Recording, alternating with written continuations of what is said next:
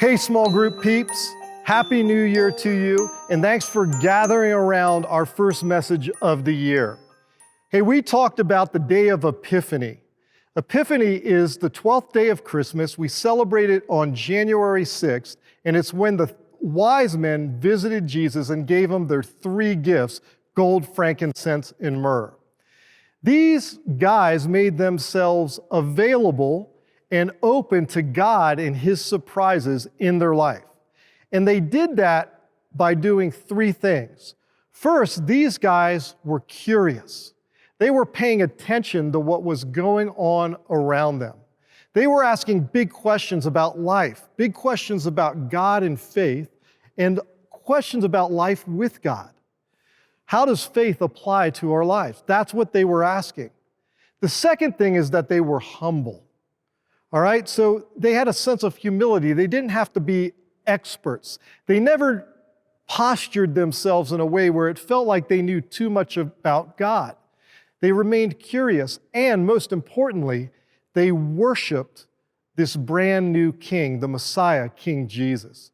They had hearts of humility, which allowed them to worship. Lastly, they were on an intense search for Jesus. They had resolve. They were going to find Jesus no matter what and no matter how long it took them. They were on a mission. So I'd like you to discuss this in your small groups today.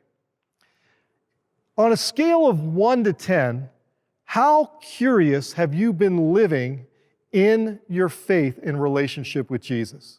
These guys were definitely a 10. They were intense. But where would you rate yourself on the scale and why? I know for me, I was a little bit schizophrenic and up and down from a 1 to a 10.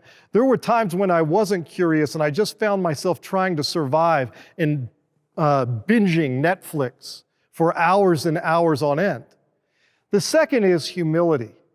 What's your humility level on a scale from 1 to 10? The reason this is important is because it's hard to worship God when our hearts are full of pride.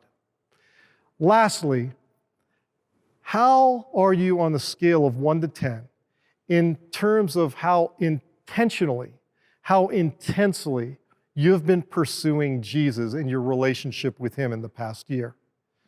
What's hung you up? What's maybe brought you down?